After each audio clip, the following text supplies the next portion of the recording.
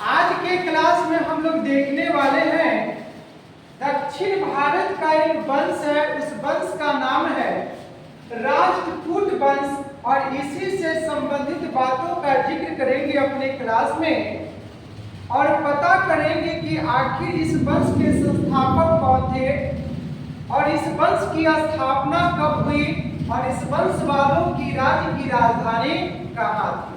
ये सारे बातों का चर्चा और परिचर्चा दोनों होगा, सिर्फ चर्चा नहीं होगा यहाँ पर, सिर्फ चर्चा घर पे होगा, ठीक ना। चलिए तो ध्यान लगाते हैं बोर्ड पर और जिसको भी तकलीफ होगा बिना शर्माए आप हमसे क्वेश्चन पूछ सकते हैं।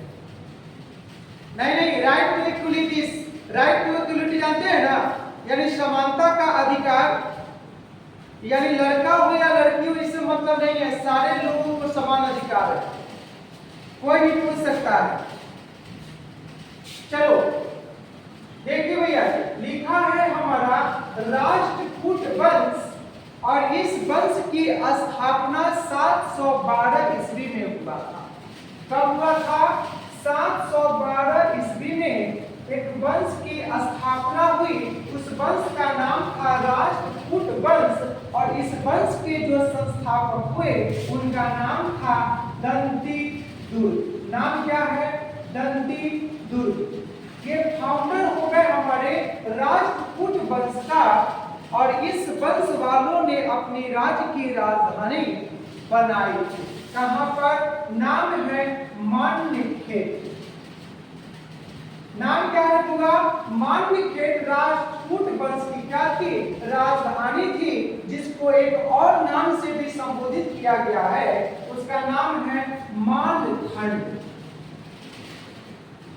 मान्यखेत का दूसरा नाम क्या है? मालखंड।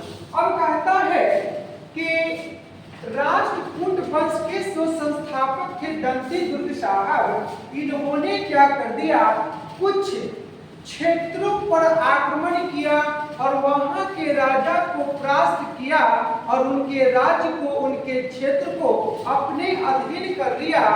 वैसे क्षेत्रों का कुछ नाम है, जैसे कांची। नाम क्या है भाई साहब? कांची। कांची के बाद कहता है कलिंग। कलिंग क्या था? एक प्रांत था। इस पर आक्रमण किया गया किसके द्वारा? दंतीदुर्ग। उसके बाद कहता है कौशल और कौशल के साथ में कहता है मालवा। इस पर आक्रमण किए दंतीदुर्ग ने और चारों प्रांतों को जीत लिया और अपने क्षेत्र में क्या कर दिया? मिला लिया। कौन मिला लिया? दंतीदुर्ग ने सारे क्षेत्रों को अपने अधीन कर लिया। उसके बाद इन्होंने कुछ उपाधि ग्रहण किया। किसने किया होगा? दंतीदुर्ग ने। जैसे महाराजा धीराज, महाराजा धीराज। परीक्षा में पूछेगा महाराजा धीराज की उपाधि धारण करने वाले शासक कौन थे? दंतीदुर्ग। साथ में परमेश्वर की उपाधि भी धारण किया और इसके अलावा धारण किए थे परम भट्टारक। नाम क्या है? परम भट्टारक की उपाधि धारण करने वाले व्यक्ति कौन थे? दंतीदुर्ग। इतना में किसी को कोई परेशानी है?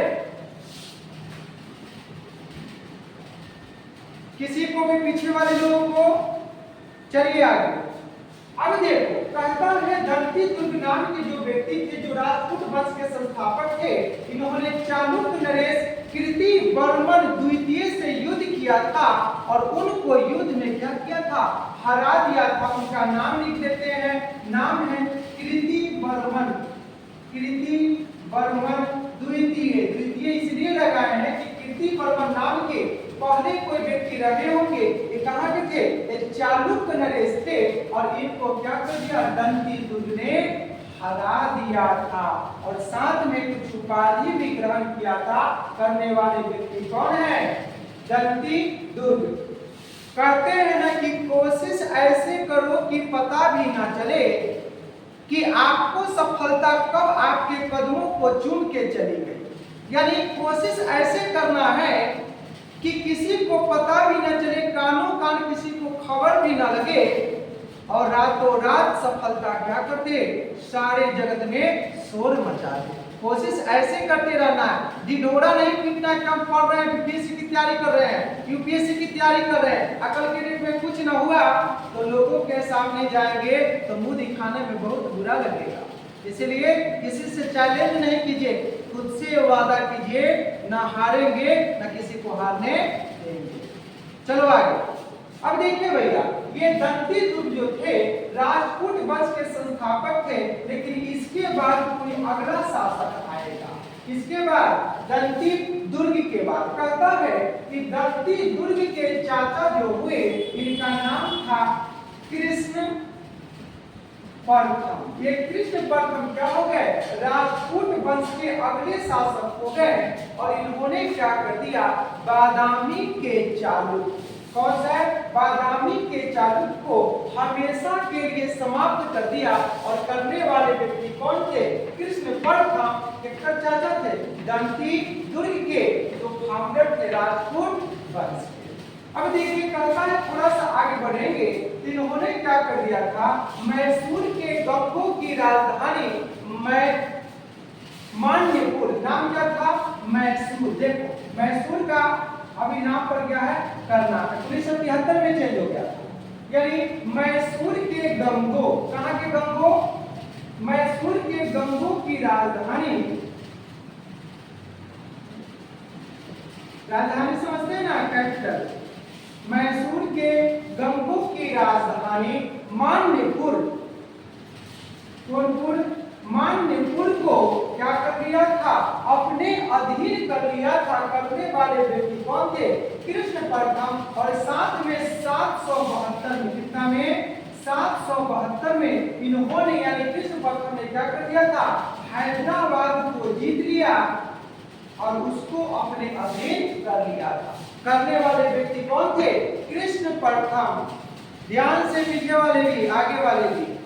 अब देखो थोड़ा सा आगे की ओर बढ़ते हैं तो पता चलता है कृष्ण प्रथम नाम के जो राजपूत वंश के शासक थे, इन्होंने एलोरा के प्रसिद्ध गुहा मंदिर का क्या किया था, निर्माण किया था।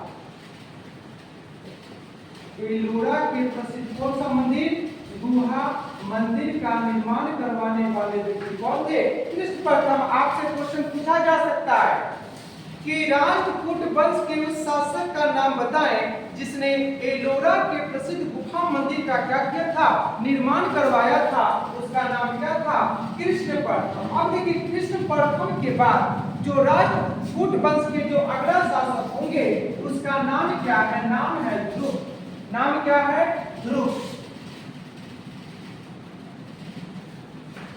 दिखाई दे रहा पीछे, लता, नाम क्या है, ध्रुव। अब देखिए ये जो शासन किए थे 779 से लेकर के 793 ईस्वी तक शासन करने वाला नाम व्यक्ति कौन थे, ध्रुव। किस वंश के शासक है, राजपूत वंश का। अब देखिए इनकी सबसे बड़ी खासियत क्या थी कि इन्होंने क्या कर दिया, कई राज्यों पर आक्रमण किया और वहां के शासक को परास्त कर दिया और उनको अपनी अधीनता को क्या कर लिया, स्वीकार करवा लिया। उस व्यक्ति का नाम क्या था, ध्रुव। इन्होंने सबसे पहले क्या किया था, वेंगी के चालुक्य नरेश विष्णुवर्धन को क्या किया था, हरा दिया। नाम भी लिख देते हैं, देखो कहता है वेंगी के चालुक्य, कहां के चालुक्य, वेंगी के चालुक्य नरेश विष्णुवर्धन।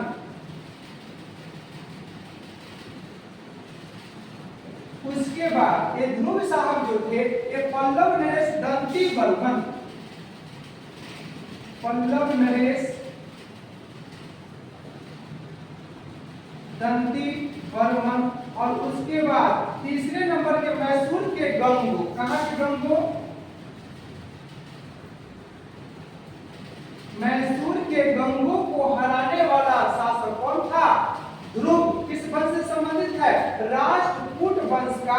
और ऐसा कहा जाता है कि राजपूत वंश का पहला अगर कोई प्रतापी शासक हुआ उसका नाम क्या था, ध्रुव, जिन्होंने क्या कर दिया था, परास्त किया था वेंगी के चालुक्य नरेश विष्णुवर्धन को, पल्लव नरेश दंती वर्धन को और मैसूर के गंगो को परास्त कर दिया और उसको अपनी अधीनता को क्या कर दिया, स्वीकार कर लिया था।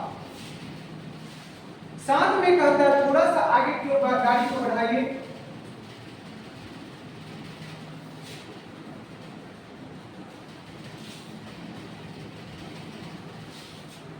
अब देखिए कहता है ध्रुव राजपूत वंश का पहला शासक हुआ जिसने कन्नौज पर अधिकार, कहां पर अधिकार, कन्नौज पर अधिकार करने के लिए त्रिपक्षीय युद्ध में भाग लिया था। यानी त्रिपक्षीय युद्ध में भाग लेने वाला शासक कौन था, ध्रुव, जिसने क्या कर दिया, त्रिपक्षीय युद्ध में भाग लिया और भाग लेकर के दो शासक को क्या कर दिया, परास्त कर दिया था। जिसमें एक शासक है प्रतिहार नरेश,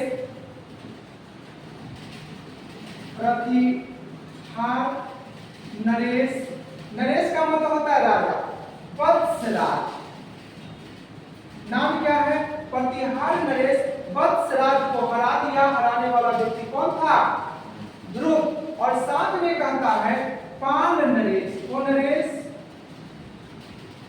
को नरेश होगा पाल नरेश धर्मपाल।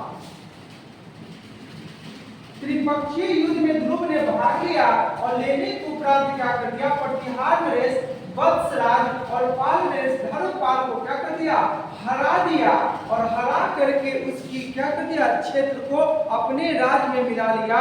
और मिलाने वाला कोई और नहीं बल्कि शासक का नाम क्या था, ध्रुव था। क्या नाम था बुआ, ध्रुव था। अब देखो आगे चलते हैं तो पता चलता है कि ध्रुव को ना इतिहास में धारा वर्ष, कौन वर्ष, धारा वर्ष के नाम से भी जाना जाता है। किसके नाम से, धारा वर्ष के नाम से भी जाना जाता है। किसको, ध्रुव को। ध्रुव कौन था, राजपूत वंश का प्रतापी शासक हुआ जिसने अपने क्या कर दिया था, राज्य में शांति स्थापित की, साथ साथ में कई प्रदेशों को जीत लिया और जीत करके उसे अपने अधीन कर लिया था। करने वाला शासक कौन था, ध्रुव। अब देखते हैं अगला नंबर जो शासक था उसने क्या किया। अब देखिए इसके बाद जो शासक आते हैं उनका नाम है गोविंद तृतीय। नाम क्या हुआ, गोविंद तृतीय। और गोविंद तृतीय नाम के जो व्यक्ति हैं ये 793 में राजपूत वंश की गद्दी पर बैठे और 814 ईस्वी तक इन्होंने शासन का क्या कर दिया, बागडोर अपने हाथों में रखा। उसके बाद क्या किया, अपने राज्य को संचालित किया, सुचारू रूप से चलाया। अब देखिए इतिहासकार जो है गोविंद तृतीय के विषय में कहता है कि इन्होंने क्या कर दिया था, यानी राजपूत वंश की प्रतिष्ठा में चांद लगा दिया और ये अपने चरमोत्कर्ष पर पहुंच गया था।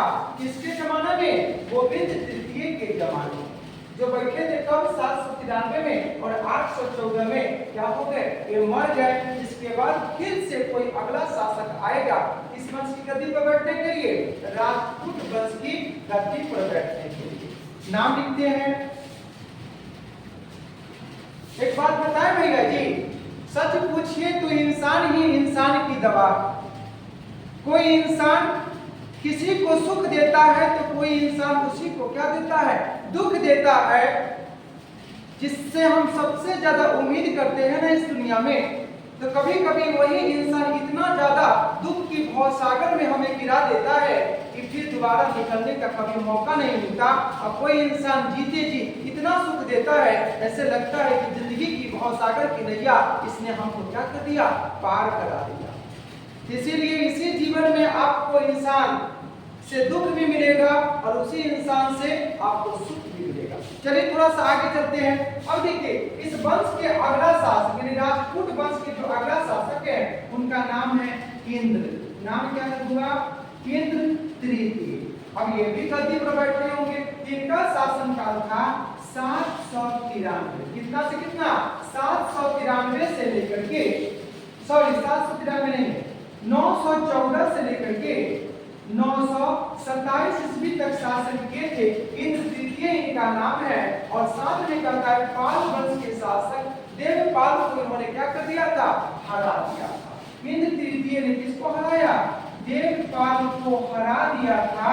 और पाल वंश के संस्थापक कौन थे, गोपाल। और यह वंश कहां पर है, था है नहीं, बंगाल। ये बंगाल में शासन करता था कौन सा वंश, पाल वंश। और देवपाल को कौन हरा दिया, देव तृतीय ने। और साथ में कहता है कि कन्नौज को अपने अधीन कर दिया। और अधीन करने वाला व्यक्ति कौन था, इंद्र तृतीय। नाम क्या है, इंद्र तृतीय ने क्या कर दिया, कन्नौज को अपने अधीन कर लिया था। और कहता है अल मसूदी एक यात्री है जो अरब से चलकर हिंदुस्तान आया था। इसके जमाने में, इंद्र तृतीय के जमाने में नाम है अल मसूदी। कहां से आया था, अरब से चलकर हिंदुस्तान आया था। इसके शासनकाल में, इंद्र तृतीय के शासनकाल में देखिए दक्षिण भारत के ये प्रमुख राजवंश हैं, जैसे राजपूत वंश, पल्लव वंश, ये सब क्या है, राजवंश है। इसी से संबंधित बातों का चर्चा किया गया था। अगर किसी भी व्यक्ति को कोई दुख तकलीफ है तो आप अभी पूछ सकते हैं हमसे। चलिए, किसी को कुछ पूछना नहीं है तो बस आज के लिए इतना ही। जय हिंद, जय भारत।